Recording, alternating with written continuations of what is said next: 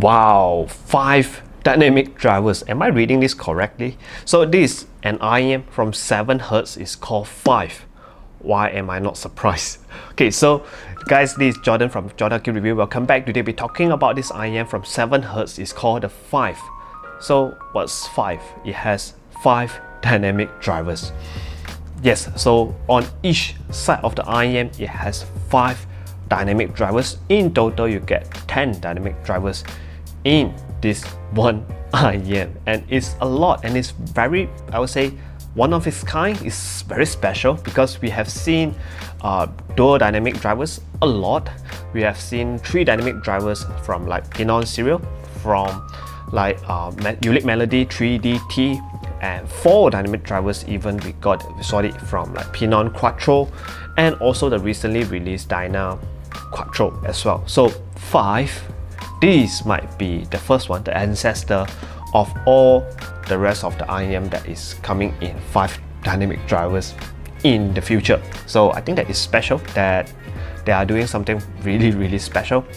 And also let's talk about it in terms of like build quality and sound later. So as about the feed and build quality, this is very reminiscent to the 7 Hz Sonos in terms of design language, and also fit and comfort, and as well as the cable that it came with. So the cable that it came with is a flat-ish cable, not the ordinary cable that you guys see out there. It's a cable that is flat, that you might be able to see it at some like Campfire Audio IEM, which just released like recently, these 2 years. So like the Emerald C, the Pentarosa, the Superstar, I call it, something like that. So it's all come with this flat-ish cable. So depends on your use case, you might find it useful, but I just find that it's also kind of special.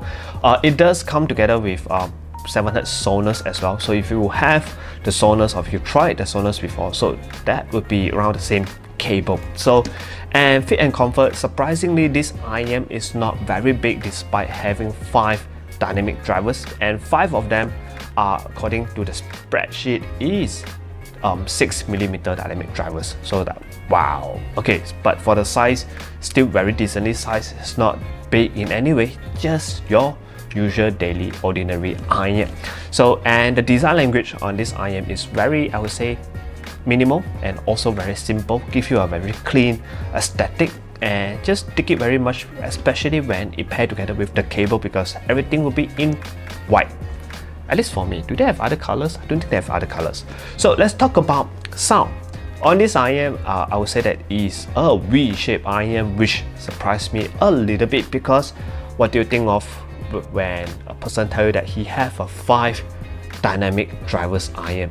It will be tremendous amount of bass, right? Actually, it's not. So this IEM, I would say that despite having these 5 dynamic drivers, it's not tuned towards like very bassy, like something from Legato or like from Fat Freak. That was my imagination when I was receiving it before I listened to it. So I thought it might be something like Fat Freak bass, kind of bass, but it's not. It's a V-shaped IEM. So, and also surprised me is that how 6mm drivers can produce such a, I would say, dynamic, very fun and very punchy kind of bass. Well, 6mm is very small. So how did it like able to like give you that kind of movement in air, because it's so small? So, but then I still really appreciate how the bass was done over here. It's not like legato kind of bass. It's a very snappy bass at a very healthy amount, which is doesn't overbleed to the mids. I just think that the bass here done is good. Okay, so will it satisfy bass head? Bass head, I think you're quite happy with this IEM as in terms of bass, because although it doesn't look a lot on graph, but when you listen to it, just give you that very kick drum, very satisfying kind of punchy bass. And the mids, okay, so the mids is a little bit scooped out as normal for a V-shaped IEM. So for mids, male vocal, all those although it still sounded natural, but it doesn't feel as full because of the scoop up mids. I prefer my mids to be like flat or just slightly a bit more richer and larger. So but then still, because of a mids that is done by dynamic drivers, it does have that very natural timbre. And as for the upper mid range and treble, okay, here where it shines, okay, or also where it falls, depends on what genre that you're listening to. For 5 dynamic drivers, the thing that appealed to me, first thing is the bass. Second thing on this IEM which surprised me and appealed to me is the separation. Yes, because usually dynamic drivers don't have the best separation. In fact, dynamic drivers' biggest weakness to me is the separations of like human voice and instruments, and everything else will be clumped together most of the time. So on this IEM, it is excellent, okay, in terms of separation, where you can really hear a lot of instruments, a lot of female vocal very well separated, and also very well located in terms of direction. You can tell where they really are. We call it imaging. So I think that is, for dynamic drivers, it is really well done. But in return, okay, like I said, this is where it might shine or it also falls, depends on what you're listening to, because in returns it gives you very good technicalities.